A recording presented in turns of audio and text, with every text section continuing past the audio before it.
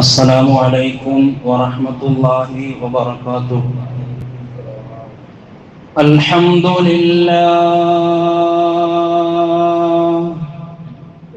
الذي أفاض على عباده النعمة وكتب على نفسه الرحمة. نحمده ونستعينه ونؤمن به ونتوكل عليه ونعوذ بالله من شرور أنفسنا ومن سيئات أعمالنا. رب اشرح لي صدري ويسر لي أمري واحلل عقدة من لساني يفقه قولي. أعوذ بالله من الشيطان الرجيم. بسم الله الرحمن الرحيم. ولله على الناس حج البيت من استطاع إليه سبيلا ومن كفر فإن الله غني عن العالمين. صدق الله العظيم. قال نبينا محمد صلى الله عليه وسلم الحجاج وفد الله. صدق رسول الله صلى الله عليه وسلم. അല്ലാഹു സുബ്ഹാനഹു വ തആല പരിശുദ്ധമായ പരിപാവനമായ മസ്ജിദിൽ നമ്മെ സംഗമിപ്പിച്ചതുപോലെ അവന്റെ അവർണ്ണനീയമായ അതുല്യമായ പുണ്യമായ ജന്നാത്തുൽ ഫിർദൗസിൽ നമ്മിൽ നിന്ന് മൺമറഞ്ഞു പോയ പ്രിയപ്പെട്ടവർ ഉൾപ്പെടെ അല്ലാഹു എല്ലാവരെയും ജന്നാത്തുൽ ഫിർദൗസിൽ സയ്യിദുനാ റസൂലുള്ളാഹി സ്വല്ലല്ലാഹു അലൈഹി വസല്ലമ തങ്ങളോടൊപ്പം സംഗമിപ്പിക്കുമാറാകട്ടെ.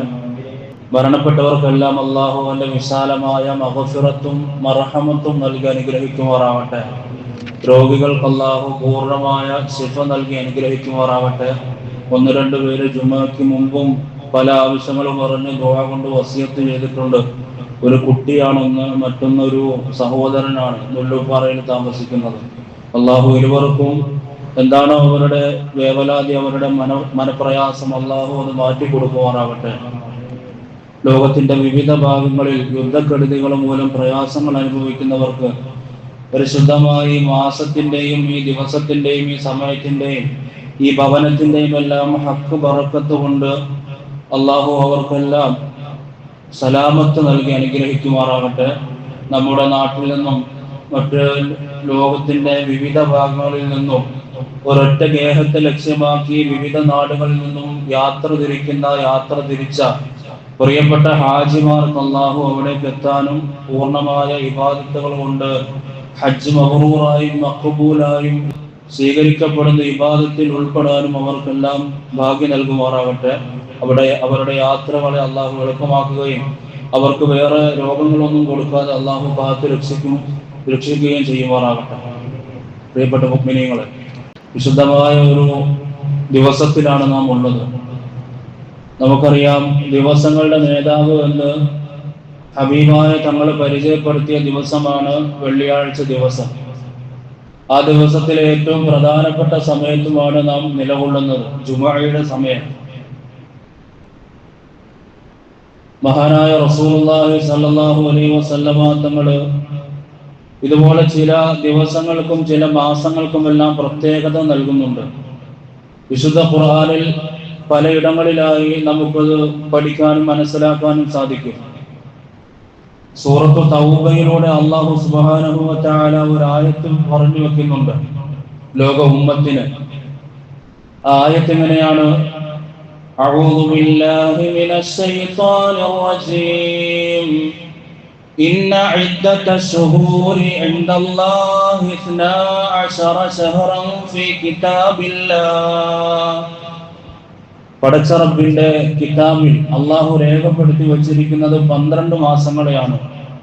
12 ശഹറൻ ഫീ കിതാബില്ലാഹ്. അതെപ്പോഴാണ് അള്ളാഹു രേഖപ്പെടുത്തിയത്? യൗമ ഖലഖ സമാവാതി വൽ അർള മിൻഹാ ആകാശവും ഭൂമിയുമെല്ലാം പടച്ച ദിവസത്തിൽ തന്നെ ഈ 12 മാസങ്ങളെയും അല്ലാഹു പടയ്ക്കുകയാണ്. എന്നിട്ട് ഈ 12 മാസങ്ങളിൽ നിന്ന് മിൻഹ അർബഅത്തുൽ ഹുറും, ഈ 12 മാസങ്ങളിൽ നിന്ന് മഹാനായ നമ്മുടെ നമ്മുടെ എല്ലാം സൃഷ്ടികളെ പടച്ച, നമ്മളായ സൃഷ്ടികളെ ഈ ലോകത്തെ പടച്ച അല്ലാഹു സുബ്ഹാനഹു വ തആല എന്നിട്ട് ആ ആയത്ത് അവസാനിപ്പിക്കുന്നില്ല, വീണ്ടും തുടരുകയാണ്. മിൻഹ അർബഅത്തുൽ ഹുറും, പവിത്രമായ 12 മാസങ്ങളെ പടയ്ക്കുകയും അതിൽ നിന്നും അല്ലാഹു 4 മാസങ്ങളെ പ്രത്യേകമായി പവിത്രമാക്കുകയും ചെയ്തിരിക്കുന്നു. ആ 4 മാസങ്ങളിൽ യുദ്ധങ്ങൾ ചെയ്യൽ ഹറാമാണ്.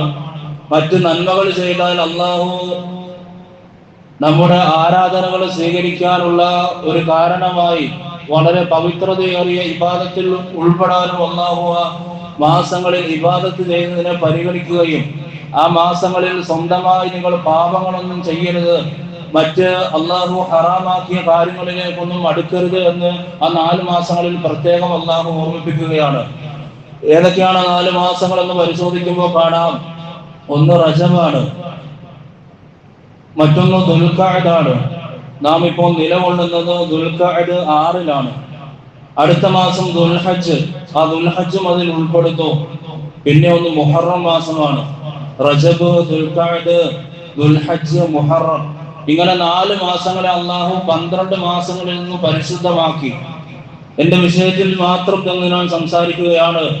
ദുൽഖഅദ് 6-ന് നാം നിലകൊള്ളുമ്പോൾ പ്രിയപ്പെട്ട മുഅ്മിനീങ്ങളെ, ഈ ആയത്ത് നാം പരിശോധിക്കേണ്ടതുണ്ട്. സൂറത്തു തൗബയിലൂടെ അല്ലാഹു നമ്മോട് പറയുകയാണ്, ഈ 4 മാസങ്ങളെ ഞാൻ പരിശുദ്ധമാക്കി. മിൻഹ അർബഅത്തുൽ ഹുറും, എന്നിട്ട് അല്ലാഹു പറയുന്നു ഫലാ തദ്ലിമു ഫീഹിന്ന അൻഫുസകും, നിങ്ങൾ ഈ മാസങ്ങളിൽ സ്വന്തത്തോട് അതിക്രമങ്ങൾ ചെയ്യാൻ പാടില്ല. വഖാതിലുൽ മുശ്രികീന കാഫതൻ കമാ യുഖാതിലൂനകും കാഫ വഅലമു അന്നല്ലാഹ മഅൽ മുത്തഖീൻ എന്ന് പറഞ്ഞ ആയത്തിനെ അല്ലാഹു അവസാനിപ്പിക്കുന്നു.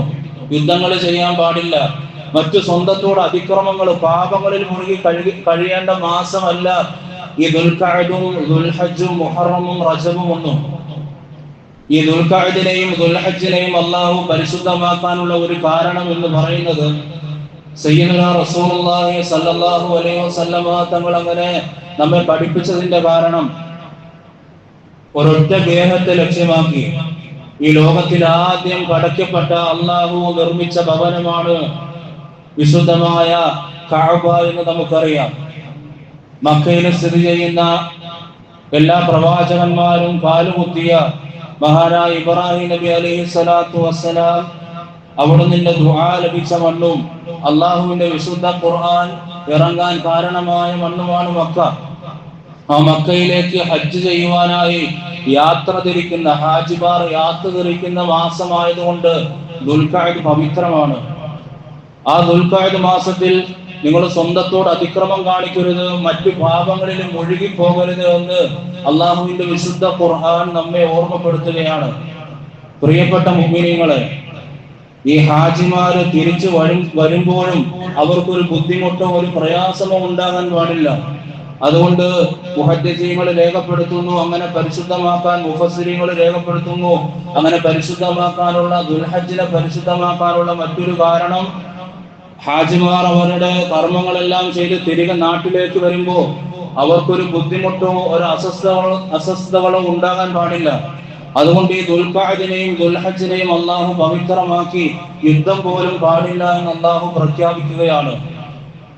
നമ്മുടെയൊക്കെ നാട്ടിൽ നിന്നും പലരും ഹജ്ജിനായി പുറപ്പെടുന്നുണ്ട്. കർമ്മശാസ്ത്രത്തിൽ ശരീഅത്ത് നിയമത്തിൽ ഏറ്റവും പ്രധാനപ്പെട്ട 5 കർമ്മങ്ങളാണ് ഉള്ളത്.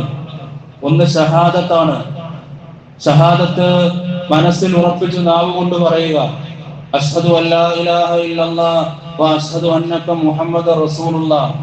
ഇത് പറഞ്ഞ ഒരുവനെ മുസ്ലിം ആവുകയുള്ളൂ. ഇത് മനസ്സിൽ ഉറപ്പിച്ച ഒരുവനെ മുസ്ലിം ആവുകയുള്ളൂ. രണ്ടാമത്തെ കർമ്മം എന്ന് പറയുന്നത് നിസ്കാരമാണ്. ഈ 5 വഖത്ത് നിസ്കരിക്കാത്തവൻ അവൻ യഥാർത്ഥ മുസ്ലിം ആവുകയില്ല. ഇസ്ലാം കാര്യങ്ങൾ 5 എന്ന് പഠിക്കുമ്പോൾ ഈ 5 കാര്യങ്ങളെ നെഞ്ചിലേറ്റുന്നവൻ മാത്രമാണ് യഥാർത്ഥ മുസ്ലിം.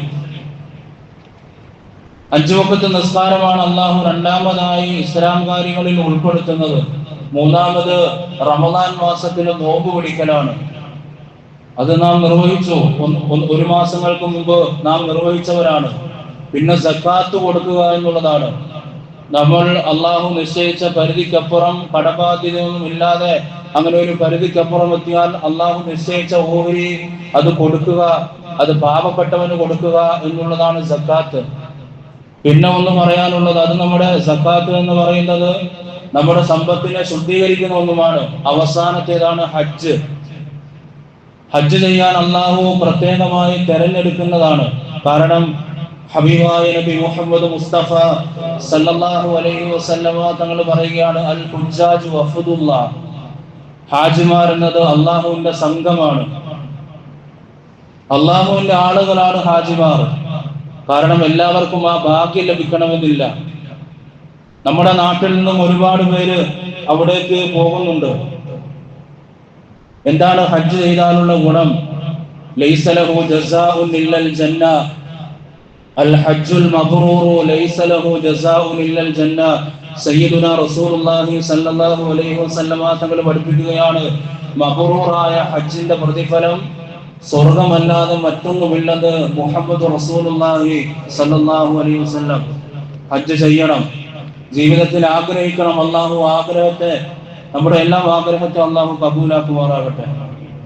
നിസ്കാരം പോലെ, സക്കാത്ത് പോലെ, നോമ്പ് പോലെ ഫർദായ ഒരു കാര്യമാണല്ലോ. അതുകൊണ്ട് ആഗ്രഹിക്കുക, പടച്ചിറപ്പാണ് അവിടേക്ക് എത്തിക്കുന്നത്. നിരന്തരം ദുആ ചെയ്യുക, അള്ളാഹുവെ ഹജ്ജ് ചെയ്യാനുള്ള ഭാഗ്യം നൽകണേ റബ്ബേ. എത്ര എത്ര ആളുകൾ പോയി. കഴിഞ്ഞ വർഷവും ഒരുപാട് സംഭവങ്ങളെല്ലാം നാം കേട്ടവരാണ്. അതിലേക്കൊന്നും കിടക്കുന്നില്ല. കയ്യിൽ സാമ്പത്തികമില്ല, അവസാനം പോകാനെല്ലാം റെഡിയായി. അപ്പോൾ ഇവിടെ നിന്നൊക്കെ സാമ്പത്തികം വന്നു. പലരും ബന്ധപ്പെടുമ്പോൾ സംസാരിക്കുമ്പോൾ പറയാറുണ്ട്. അതുകൊണ്ട് ആഗ്രഹം വെക്കുക. അള്ളാഹു ആണ് ആഗ്രഹത്തെ പൂർത്തിയാക്കുന്നതും അവിടേക്ക് എത്തിക്കുന്നതും. നിരന്തരം ദുആ ചെയ്യുക, പടച്ചിറപ്പിനോട് ആഫിയത്ത് ചോദിക്കുക, ദീർഘായുസ് ചോദിക്കുക, ഹജ്ജ് ചെയ്യാനുള്ള തൗഫീഖ് ചോദിക്കുക. ഹബീബായ റസൂലുള്ളാഹി സ്വല്ലല്ലാഹു അലൈഹി വസല്ലമ തങ്ങളുടെ മദീന റൗള സിയാറത്ത് ചെയ്യാൻ എപ്പോഴും നിരന്തരം ദുആ ചെയ്തുകൊണ്ടിരിക്കുക. ദുആയ്ക്ക് ഇജാബത്തുള്ള സമയങ്ങളിലെല്ലാം തേടുക. റമദാൻ കഴിഞ്ഞു പോയി. റമദാനിലെ ദിനരാത്രങ്ങൾ ദുആയ്ക്ക് ഇജാബത്തുള്ളതായിരുന്നു. ഈ സമയം, വെള്ളിയാഴ്ചയുടെ സുദിനങ്ങൾ, വ്യാഴാഴ്ച രാവ്, ഇതെല്ലാം പവിത്രതയുള്ള സമയങ്ങളാണ്. ഈ സമയങ്ങളിലെല്ലാം നിരന്തരം ദുആ ചെയ്യുക. അവിടേക്ക് അല്ലാഹു പോകാൻ ഭാഗ്യം കൊടുത്ത ആളുകൾക്ക് വേണ്ടിയും ദുആ ചെയ്യുക. അത് മറ്റൊരു ഗുണമാണ്. അംറു ബിനുൽ ആസ് റളിയല്ലാഹു തആല അൻഹു, അല്ലാഹുവിന്റെ റസൂലിന്റെ മഹാരഥന്മാരായ സഹാബത്തിൽപ്പെട്ട പ്രധാനപ്പെട്ട ഒരു സഹാബിയാണ്. മിസ്റിനെ കീഴടക്കിയ സഹാബിയാണ് അംറു ബിനുൽ ആസ് റളിയല്ലാഹു തആല അൻഹു. അദ്ദേഹം മരണപ്പെടുമ്പോൾ അദ്ദേഹം പറഞ്ഞു വെച്ചു, എന്നെ ഇന്ന സ്ഥലത്ത് മറമാടണം, കബറടക്കണം. അപ്പൊ ആളുകൾ ചോദിച്ചു, അതെന്താ? ഒരു പള്ളിയുടെ ഓരത്താണത്. അംറു ബിനുൽ ആസ് റളിയല്ലാഹു തആല അൻഹുവിന്റെ ഖബറിടം ഈജിപ്തിലെ മിസ്റിലാണ്. അപ്പോ എന്താണ് അങ്ങനെ ആഗ്രഹം വെക്കുന്നത് എന്ന് ഇപ്പോഴും പോകുന്ന ആളുകൾക്ക് മനസ്സിലാകും. അന്ന് അദ്ദേഹം പറഞ്ഞു വെച്ചു, ആ ആഗ്രഹത്തെ, അദ്ദേഹം ആവശ്യപ്പെട്ട ആ കാര്യത്തെ ഇപ്പോഴും അവിടെ എഴുതി വെച്ചിരിക്കുകയാണ്. അംറു ബിനുൽ ആസ് റളിയല്ലാഹു തആല അൻഹു അവിടെ എന്നെ ഖബറടക്കണമെന്ന് പറയാൻ കാരണം മഗ്രിബിൽ നിന്ന് വരുന്ന ആളുകൾക്ക്, ആഫ്രിക്കയിൽ നിന്നൊക്കെ വരുന്ന ആളുകൾക്ക് ഹജ്ജിന് പോകുന്നത് ആ വഴിയാണ്. പണ്ട് നടന്ന് ഹജ്ജിന് പോകുന്ന സമ്പ്രദായമുണ്ട്. ഹജ്ജിന് പോകുമ്പോൾ നടന്നു പോകുന്ന ആളുകൾ എല്ലാം ഈ വഴിയിലൂടെയാണ്, ഇദ്ദേഹത്തെ മറമാടപ്പെടുന്ന അദ്ദേഹം പറഞ്ഞ ആ സ്ഥലത്തിലൂടെയാണ് കടന്നു പോകുന്നത്. അങ്ങനെ ഹജ്ജിന് പോകുമ്പോൾ മഹാനായ റസൂലുള്ളാഹി സ്വല്ലല്ലാഹു അലൈഹി വസല്ലമ തങ്ങളുടെ ഇൽമിന്റെ മജ്‌ലിസുകളിലും തങ്ങളോടൊപ്പം സഹവസിച്ചിരുന്ന സഹാബിയാണല്ലോ എന്ന് ഓർത്തുകൊണ്ട് അവരുടെ മനസ്സിലേക്ക് അത് കടന്നു വരുമല്ലോ അതിലൂടെ പോകുമ്പോൾ. അതുകൊണ്ട് ആ പോകുന്ന അള്ളാഹുവിന്റെ സംഘം, അള്ളാഹു ഇഷ്ടപ്പെട്ട ആ സംഘം, അള്ളാഹു തെരഞ്ഞെടുത്ത ആ സംഘം എനിക്ക് വേണ്ടി ദുആ ചെയ്യാൻ അവിടേക്ക് കയറുമല്ലോ, അവരുടെ ദുആ എനിക്ക് ലഭിക്കുമല്ലോ എന്നോർത്താണ് ഞാൻ അവിടെ ഖബറടക്കാൻ പറഞ്ഞതെന്ന് മഹാനായ അംറു ബിനുൽ ആസ് റളിയല്ലാഹു തആല അൻഹു പറഞ്ഞു വെച്ചു. അതിപ്പോഴും അവിടെ എഴുതി വെച്ചിരിക്കുന്നു. ഹാജിമാരുടെ ദുആ വിലപ്പെട്ടതാണ്. കാരണം അവരെത്തിപ്പെടുന്ന ആ സ്ഥലം എന്നത് ഏറെ പുണ്യമുള്ള സ്ഥലമാണ്. സംസം വെള്ളം, മഹാനായ ഇബ്രാഹിം നബി അലൈഹിസ്സലാം അവരുടെ പുണ്യമോൻ മഹാനായ ഇസ്മായിൽ നബി അലൈഹിസ്സലാത്തു വസ്സലാം കാലിട്ടടിച്ച ഭാഗത്തു നിന്നും ഉറവ പൊട്ടി പുറപ്പെടുകയാണ്.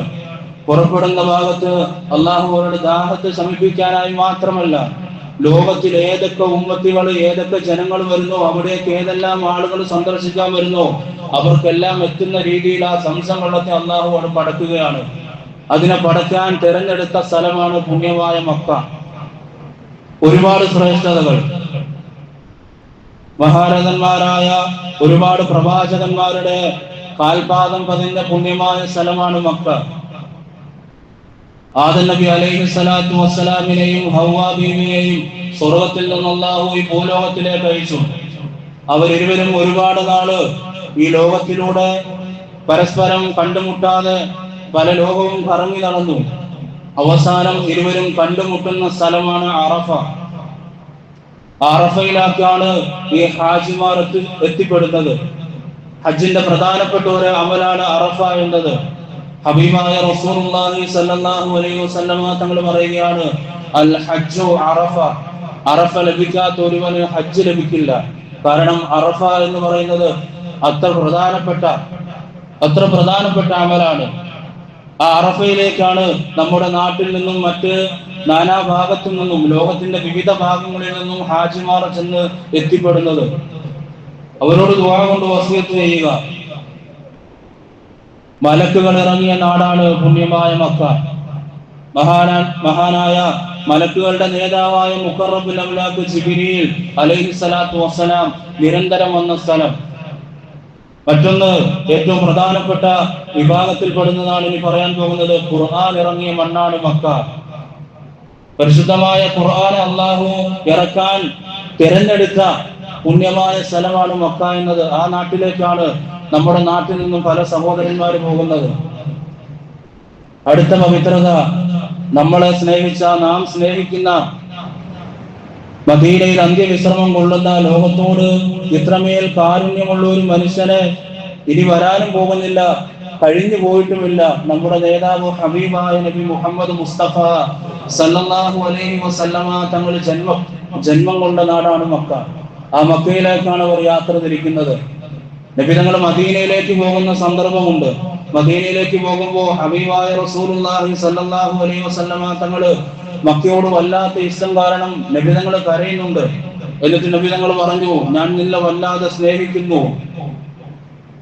ഇതിലെല്ലാം ഉപരി അവസാനമായി ഏറ്റവും വലിയ പവിത്രത എന്നത് അള്ളാഹുവിന്റെ ഭവനം ഉൾക്കൊള്ളുന്ന സ്ഥലമാണ് മക്ക.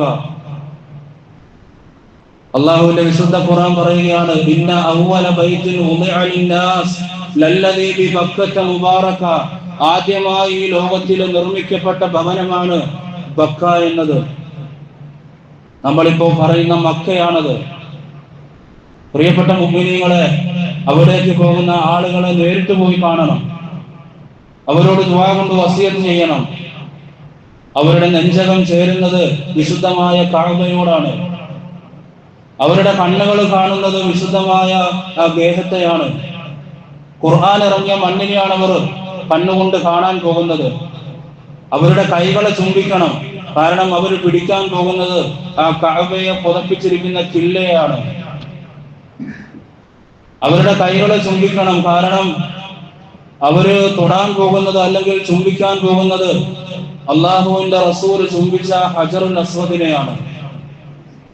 അവരുടെ നെറ്റിത്തടത്തിൽ ചുംബിക്കണം. കാരണം അവർ സുജൂദ് ചെയ്യുന്നത് മുഹമ്മദ് റസൂലുള്ളാഹി സല്ലല്ലാഹു അലൈഹി വസല്ലമ തങ്ങളുടെ നെറ്റിത്തടം പതിഞ്ഞ പുണ്യമായ മക്കയിലാണ്. അവരോട് സംസാരിക്കണം. കാരണം അവരുടെ വായു ഇനി ശ്വസിക്കാൻ പോകുന്നത് മഹാനായ റസൂലുള്ളാഹി സല്ലല്ലാഹു അലൈഹി വസല്ലമ തങ്ങളും പ്രവാചകന്മാരും മലക്കുകളും അള്ളാഹു ഇഷ്ടപ്പെട്ട ഒരുപാട് സ്വാലിഹീങ്ങളും മഹാനായ നബിതങ്ങളുടെ സഹാബാക്കളുമെല്ലാം ശ്വസിച്ചിരുന്ന അതേ വായുവാണ് അവർ ശ്വസിക്കാൻ പോകുന്നത്. അവര് കുടിക്കാൻ പോകുന്ന വെള്ളം അത്രമേൽ പരിശുദ്ധമായ സംസമാണ്. അവരോട് ദുആ കൊണ്ട് വസിയത്ത് ചെയ്യുക. നാം ഒരുപാട് ആവശ്യങ്ങളാ പോകുന്നവരോട് പറഞ്ഞുവിടും. നമ്മുടെ ആഗ്രഹം പലരോടും, ഭാര്യയോട് പോലും പറയാത്ത കാര്യങ്ങൾ ചിലപ്പോൾ അവരോട് മാനസികമായി നാം ബുദ്ധിമുട്ടുന്ന പ്രയാസങ്ങൾ അവരോട് ചിലപ്പോൾ നാം ദുആ കൊണ്ട് വസിയത്ത് ചെയ്യും. അവർ പോയി കഴിയുമ്പോൾ അവരുടെ ആ കർമ്മത്തെ ഒരിക്കലും മറന്നു കളയാൻ പാടില്ല. അവർക്ക് വേണ്ടി നിരന്തരം നിസ്കാരങ്ങൾക്ക് ശേഷവും അല്ലാത്ത സമയങ്ങളിലെല്ലാം അവർ ഓർക്കുകയും അവർക്ക് വേണ്ടി ദുആ ചെയ്യുകയും ചെയ്യണം. കാരണം അവരുടെ ദുആ, അവരുടെ ആ ഹജ്ജ് സ്വീകരിച്ചാല് നാം പറഞ്ഞു വിട്ട ആ കാര്യങ്ങൾ അള്ളാഹു കബൂലാക്കൂ. നാളെ അറഫയിൽ അവർ ദുആ ചെയ്യുമ്പോൾ അള്ളാഹുവിന്റെയും അവരുടെയും ഇടയിൽ ഒരു മറയുമില്ല. കാരണം അള്ളാഹു ഇഷ്ടപ്പെടുന്ന ഏറ്റവും വലിയ കർമ്മമാണ് ഹജ്ജ്. ആ ഹജ്ജിൽ ഏറ്റവും പ്രധാനപ്പെട്ട അമലാണ് അറഫ. ആ അറഫയിൽ അവർ കൈകൾ ഉയർത്തി ദുആ ചെയ്യും. അവരുടെ ഒരു കണ്ണുനീര് വീഴുമ്പോൾ തന്നെ അള്ളാഹു അവരുടെ പാപങ്ങൾ പുറത്തു കൊടുക്കുകയും ചെയ്യും. അപ്പൊ അവരുടെ കർമ്മങ്ങൾ സ്വീകരിക്കപ്പെടാനായി നിരന്തരം ദുആ ചെയ്യുക, അവർക്ക് ആഫിയത്തിന് വേണ്ടി ദുആ ചെയ്യുക, അവരുടെ കർമ്മങ്ങൾ സ്വീകരിക്കാനായി നിരന്തരം ദുആ ചെയ്യുക. അവസാനം ഞാനെന്ന് പറയട്ടെ, അവരാ ഹജ്ജിന്റെ കർമ്മങ്ങളെല്ലാം കഴിഞ്ഞ് അവസാനം പോകുന്നത് നമ്മുടെ നേതാവ് ഹബീബായ റസൂലുള്ളാഹി സ്വല്ലല്ലാഹു അലൈഹി വസല്ലമ തങ്ങളെ ഏറെ സ്നേഹിച്ച മദീനയിലേക്കാണ്. നബി തങ്ങൾ അന്ത്യവിശ്രമം കൊള്ളുന്ന പുണ്യ മദീനയിലേക്കാണ്. നബി തങ്ങളോട് സലാത്തും സലാമും പറയാൻ അവരോട് ദുആ കൊണ്ട് വസിയത്ത് ചെയ്യുക. ജന്നത്തുൽ ബഖീയിൽ പോകുമ്പോൾ അവിടെ അടക്കം ചെയ്യപ്പെട്ടിരിക്കുന്ന സഹാബത്തിനോട് സലാം പറയാനായി ദുആ കൊണ്ട് വസിയത്ത് ചെയ്യുക, അവരെ ഓർമ്മപ്പെടുത്തുക. അതുകൊണ്ട് പ്രിയപ്പെട്ട മുഅ്മിനീങ്ങളെ, നമ്മുടെ നാട്ടിൽ നിന്ന് ആരൊക്കെ പോകുന്നുണ്ടോ അവരുടെ അടുക്കലേക്ക് തേടി പോവുക. അവരൊരിക്കലും നിങ്ങളുടെ ആവശ്യങ്ങളെ തട്ടിക്കളയില്ലല്ലോ. അവരേറെ പ്രധാനപ്പെട്ട ഒരു സ്ഥലത്തേക്കാണ് പോകുന്നത്, അള്ളാഹു ഇഷ്ടപ്പെടുന്ന ഒരു സ്ഥലത്തേക്കാണ് പോകുന്നത് എന്നുള്ള ചിന്തയിൽ പോയി അവരുടെ കൈകളെ പിടിച്ച് നമ്മുടെ നെഞ്ചിലേക്ക് അവരെ ചേർത്ത് മുസാഫഹത്തും മുആനഖയും എല്ലാം ചെയ്യുക. അള്ളാഹു മനസ്സിലാക്കാൻ തൗഫീഖ് നൽകുമാറാകട്ടെ. അള്ളാഹു തെരഞ്ഞെടുത്ത ആ വിഭാഗത്തിൽ നമ്മുടെ ജീവിതത്തിൽ അത് വിദൂരമാക്കാതെ എത്രയും പെട്ടെന്ന് ഹജ്ജ് കൊണ്ടോ ഉംറ കൊണ്ടോ അള്ളാഹു നമ്മെ അനുഗ്രഹിക്കുമാറാകട്ടെ. മഹാനായ ഉമർ ഇബ്നുൽ ഖത്താബ് റളിയല്ലാഹു തആല അൻഹു ഒരിക്കൽ ഉംറയ്ക്ക് വേണ്ടി പുറപ്പെടുകയാണ്.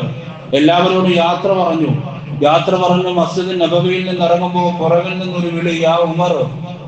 ആ വിളി എപ്പോഴും നബിതങ്ങൾക്ക് പരിചയ സമ്പത്തുള്ളതാണ്. കാരണം ആ വിളി പുണ്യമായ അധരങ്ങളിൽ നിന്നാണ്. സയ്യിദുനാ റസൂലുള്ളാഹി സ്വല്ലല്ലാഹു അലൈഹി വസല്ലമ തങ്ങളുടെ വിളിയാണത്. ഉമർ കുതിരയിൽ നിന്ന് ചാടി ഇറങ്ങി നബിതങ്ങളുടെ അടുക്കലേക്ക് പോയി. നബിതങ്ങളോട് ചോദിച്ചു, എന്താ നബിയെ, എന്തെങ്കിലും പറയാനുണ്ടോ? ഒരുപാട് സമ്മതിച്ചിട്ടാണ് ആ കുതിരയിലേക്ക് കയറിയത്. ഹബീബായ റസൂലുള്ളാഹി സ്വല്ലല്ലാഹു അലൈഹി വസല്ലമ തങ്ങള് വീണ്ടും ഓർമ്മപ്പെടുത്തി, നിന്റെ ദുആയിൽ എന്നെ മറക്കല്ലേ ഉമറേ. ഉമറിന്റെ തിരിച്ചുള്ള മറുപടി, ആരെ മറന്നാലും അങ്ങേ മറക്കും നബിയെ. ഞാൻ പറയാനുള്ള കാരണം, റസൂലുള്ളാഹി സ്വല്ലല്ലാഹു അലൈഹി വസല്ലമ തങ്ങൾ പോയിട്ടേ ആരും സ്വർഗത്തിലേക്ക് പോകൂ. ആ റസൂലാണ് ആ പുണ്യമായ മക്കയിലേക്ക് പോകുമ്പോൾ ഉമറിനോട് ദുആ കൊണ്ട് വസിയത്ത് ചെയ്യുന്നത്. അതുകൊണ്ട് പോകുന്ന ആളുകളെ തേടി പിടിച്ചു പോവുക. കാരണം നമ്മുടെ പാപവും പൊറുപ്പിക്കാനുള്ള വഴിയാണ് അവർ പോകുന്നത് എന്ന് മനസ്സിലാക്കുക. നാട്ടിൽ നിൽക്കുന്ന നമ്മളെ സംബന്ധിച്ചിടത്തോളം അല്ലാഹു നമ്മുടെ നാട്ടിലും ഒരുപാട് കർമ്മങ്ങൾ നമുക്കായി നൽകുന്നുണ്ട്. അവർ അറഫയിൽ നിൽക്കുമ്പോൾ നമ്മൾ ഇവിടെ നോമ്പ് പിടിക്കുക. പുണ്യമായ അള്ളാഹു നൽകിയിരിക്കുന്ന രണ്ട് ആഘോഷങ്ങളിൽ രണ്ടാമത്തേത് അതിലേക്ക് നമ്മൾ അടുത്തുകൊണ്ടിരിക്കുകയാണ്. ഈദുൽ അദ്ഹയിലേക്ക്, പെരുന്നാളിലേക്ക് അടുക്കുകയാണ്. ആ ഈദുൽ അദ്ഹയിൽ നമുക്ക് അള്ളാഹു പ്രത്യേകമായി നിസ്കാരത്തിൽ നൽകിയിരിക്കുന്നു. ആ ദിവസങ്ങളിൽ അള്ളാഹു നിശ്ചയിച്ചിരിക്കുന്ന 3 ദിവസങ്ങളിൽ, അയ്യാമു തശ്രീഖിന്റെ ദിവസങ്ങളിൽ അള്ളാഹു പ്രത്യേകമായി ബലികർമ്മത്തെ അള്ളാഹു അവിടെ നൽകിയിരിക്കുന്നു ഉമ്മത്തികൾക്ക്. മഹാനായ ഇബ്രാഹിം നബി അലൈഹി സ്വലാമിന്റെ ചര്യയാണ് മില്ലത്തെ അബീക്കും ഇബ്രാഹിം, നിങ്ങളുടെ ഇബ്രാഹിം നബിയുടെ ചര്യയാണ് എന്ന് വിശുദ്ധ ഖുർആൻ കൊണ്ട് ഓർമ്മപ്പെടുത്തി. അതുകൊണ്ട് ആ ഉദ്ഹിയത്തിന്റെ കർമ്മത്തിലേക്കാണ് നാം അടുത്തുകൊണ്ടിരിക്കുന്നത്. ഇപ്പോഴേ നിയത്ത് ചെയ്യുക, ഞാൻ കുറച്ച് സമ്പത്ത് ആ ഉദ്ഹിയത്തിന് വേണ്ടി മാറ്റിവെക്കും. എനിക്ക് നാളെ സ്വർഗത്തിൽ പോകുമ്പോൾ എന്റെ അമലുകൾക്ക് ഭാരം ലഭിക്കാനായി എന്റെ മൃഗത്തിന്റെ, ഞാൻ കൊടുക്കാൻ പോകുന്ന ഷെയറിന്റെ ഉരുവിന്റെ അളവിനനുസരിച്ച്, അല്ലെങ്കിൽ ഞാൻ നൽകാൻ പോകുന്ന അതേ ഉരുവിന്റെ അളവിനനുസരിച്ച്, അതിന്റെ രോമത്തിന്റെ അതേ അളവിനനുസരിച്ച് എന്റെ പാപം പൊറുക്കപ്പെടണം. എന്റെ ഉദഹിയത്തിന്റെ ഉരുവിന്റെ രക്തം ഈ ഭൂമിയിലേക്ക് വീഴുന്നതിന് മുമ്പ് തന്നെ എന്റെ പാപങ്ങൾ പൊറുക്കണം.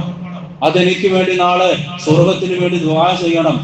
അതെന്റെ നാളെ സിറാത്തിന്റെ പാലത്തില് അതെന്റെ വാഹനമാകണം എന്നുള്ള ചിന്തയിൽ ഇപ്പോഴും നിയത്ത് ചെയ്യുക. എത്രയാണ് തുകയെന്ന് ഇൻഷാ അല്ലാഹ് വരുന്ന ആഴ്ചയിൽ അറിയിക്കുന്നതാണ്. അതുകൊണ്ട് ഉരുവിനെ മേടിച്ച് നൽകാൻ സാമ്പത്തികമായി പിന്നോക്കം നിൽക്കുന്ന ആളുകൾ, നിങ്ങൾ നിയത്ത് ചെയ്യുക, അള്ളാഹുവാണ് കബൂലാക്കുന്നത്. എവിടെന്നെങ്കിലും ഒക്കെ സമ്പത്ത് അള്ളാഹു നൽകും. 8,000 അല്ലെങ്കിൽ 10,000 ഒക്കെ ആയിരിക്കും ഏറ്റവും ചുരുങ്ങിയ ഒരളവാണ്. ഇപ്പൊ ജീവിക്കണമെങ്കിൽ ഒരു മാസം ചെലവെടുക്കുമ്പോൾ തന്നെ നമുക്ക് ഏവർക്കും അറിയാം നമ്മുടെ ചെലവുകൾ എത്രയാണ്. അതിൽ നിന്ന് ഏറ്റവും ചുരുങ്ങിയതാണോ 2000 10,000 ഒക്കെ. അള്ളാഹു നമ്മളെല്ലാം ഇതുപോലുള്ള കർമ്മങ്ങൾക്ക് വേണ്ടി സമ്പന്നന്മാരാക്കുമാറാകട്ടെ. അള്ളാഹു ഇസ്ലാമിന് വേണ്ടി സമ്പത്ത് ചെലവഴിക്കാൻ അള്ളാഹു നമുക്കെല്ലാം ഭാഗ്യം നൽകുമാറാകട്ടെ. കർമ്മങ്ങൾക്ക് വേണ്ടി സമ്പത്ത് ചെലവഴിക്കുക. അതുകൊണ്ട് ഇപ്പോഴും നിയത്ത് ചെയ്യുക, ഗുരുവാണെങ്കിൽ ഗുരു, അല്ലെങ്കിൽ ഷെയർ ആണെങ്കിൽ ഷെയർ. ആ പുണ്യമായ കർമ്മത്തിൽ ഞാനും പങ്കാളിയാകും. നിയത്ത് ചെയ്യുമ്പോൾ ആ നിയത്തിനെയാണ് അള്ളാഹു കബൂലാക്കുന്നത്. തന്നോ ഇല്ലയോ എന്നല്ല. മൻ ജാഅ ബിൽ ഹസന, ഒരു നന്മ അള്ളാഹുവിലേക്ക് കൊണ്ടുവന്നാൽ ഫലഹു അശ്റു അംസാലിഹ, അതിന്റെ 10 ഇരട്ടി അള്ളാഹു നൽകുമെന്ന് അള്ളാഹുവിന്റെ വിശുദ്ധ ഖുർആൻ. ഇനി ഒരു തിന്മയാണ് കൊണ്ടുവരുന്നതെങ്കിൽ അതേ തിന്മയുടെ അളവ് തന്നെ അള്ളാഹു രേഖപ്പെടുത്തും. നന്മയാണെങ്കിൽ 10 ഇരട്ടിയും തിന്മയാണെങ്കിൽ അതേ അളവും. ഇതാണ് അള്ളാഹുവിന്റെ കാരുണ്യം. അതുകൊണ്ട് പ്രിയപ്പെട്ട മുഅ്മിനീങ്ങളെ, ഞാൻ 2 കാര്യമാണെന്ന് നിങ്ങളോട് ഈ ജുമയിൽ സൂചിപ്പിച്ചത്. ഒന്ന്, ഹാജിമാർ, അവർക്ക് വേണ്ടി ദുആ ചെയ്യുക. അവരോട് പോയി ദുആ കൊണ്ട് വസിയത്ത് ചെയ്യുക. കാരണം അവർ പോകാൻ പോകുന്നത് ഏറ്റവും പുണ്യമായ സ്ഥലത്തേക്കാണ്, പുണ്യമായ കർമ്മത്തിലേക്കാണ് അവർ അടുത്തുകൊണ്ടിരിക്കുന്നത്. നമുക്കും അവിടേക്ക് എത്താൻ അള്ളാഹു തൗഫീഖ് നൽകുമാറാകട്ടെ. ജീവിതത്തിൽ ഒരിക്കലെങ്കിലും ഉംറ കൊണ്ടോ ഹജ്ജ് കൊണ്ടോ സിയാറത്ത് കൊണ്ടോ അള്ളാഹു നമ്മെ അനുഗ്രഹിക്കുമാറാകട്ടെ. പുണ്യമായ ഈദുൽ അദ്ഹയിലേക്ക് ആഫിയത്തോടെ നമ്മെ എല്ലാവരും എത്തിക്കുകയും അതിനുള്ള പുണ്യമായ കർമ്മങ്ങൾ ചെയ്യാൻ അള്ളാഹു നമുക്ക് എല്ലാവർക്കും ഭാഗ്യം നൽകുകയും ചെയ്യുമാറാകട്ടെ. 1-2 കാര്യം സൂചിപ്പിക്കാനുള്ളത്. ഒന്ന്, ചൂടായത് കാരണം പലയിടങ്ങളിലും നമ്മൾ വാർത്തകളിലൂടെ കണ്ടവരാണ്. കുട്ടികൾ കിടന്നുറങ്ങുമ്പോൾ പാമ്പ് കടിച്ച് 2 സ്ഥലങ്ങളിലാണ് കഴിഞ്ഞ ഒരാഴ്ചക്കുള്ളിൽ 2 കുട്ടികൾ മരണപ്പെട്ടു. അള്ളാഹു ആ മാതാപിതാക്കൾക്ക് ക്ഷമ കൊടുത്ത് അനുഗ്രഹിക്കുമാറാകട്ടെ. സയ്യിദുനാ റസൂലുള്ളാഹി സ്വല്ലല്ലാഹു അലൈഹി വസല്ലമ തങ്ങൾ പഠിപ്പിച്ചതിന്റെ അർത്ഥം ഇപ്പോൾ എല്ലാവർക്കും മനസ്സിലാകുന്നുണ്ട് എന്ന് നമുക്ക് മനസ്സിലാക്കാം. കാരണം നബി തങ്ങൾ 1400 വർഷങ്ങൾക്ക് മുമ്പ് പറഞ്ഞു വെച്ചു, നിങ്ങൾ ഒരാള് കിടക്കാനായി ഉറങ്ങാനായി കിടക്കപ്പായിലേക്ക് ചെന്നാൽ ആ കിടക്ക ഒന്ന് തട്ടിക്കുടയണം. കാരണം അവിടെ നിങ്ങൾ പോയ സമയത്ത് അവിടെ എന്തൊക്കെ വന്നുവെന്ന് നിങ്ങൾക്കറിയില്ല. ഇത് നബി തങ്ങളുടെ കാരുണ്യമാണ്. അപ്പോൾ നിങ്ങളുടെ വീടുകളിൽ ഒന്നുകിൽ കുട്ടികൾ കാണും, അല്ലെങ്കിൽ പ്രായമായവർ കാണും, അല്ലെങ്കിൽ നമ്മൾ തന്നെ എടുക്കുക. പോയി കിടക്കാൻ സമയം നമ്മുടെ വീടുകൾ വൃത്തിയാണോ, കട്ടിന്റെ അടിയെല്ലാം ഒന്ന് പരിശോധിക്കുക. കാരണം ചൂട് അമിതമായത് കാരണം ഇഴജന്തുക്കളെല്ലാം തണുപ്പ് പറ്റി കിടക്കാനായി ശ്രമിക്കും. അതുകൊണ്ട് ആ കാര്യങ്ങളിലെല്ലാം ആവശ്യമില്ലാത്ത സമയങ്ങളിൽ പകലൊന്നും വീടിന്റെ വാതിലുകൾ ജനലുകളൊന്നും തുറന്നിടാതിരിക്കുക. അതെല്ലാം നമ്മുടെ സംരക്ഷണത്തിന്റെ ഭാഗമാണ്. അതുകൊണ്ട് തന്നെയാണ് ഈ ഹദീസ് നബി തങ്ങൾ ഉമ്മത്തിന്റെ സംരക്ഷണം എന്നോണം നമ്മെ ഉണർത്തി കാണിച്ചതും. അള്ളാഹു ആ മരണപ്പെട്ട കുട്ടികൾക്ക് സ്വർഗം കൊടുത്ത് അനുഗ്രഹിക്കുമാറാകട്ടെ. മാതാപിതാക്കൾക്ക് അള്ളാഹു ക്ഷമ കൊടുത്ത് അനുഗ്രഹിക്കുമാറാകട്ടെ.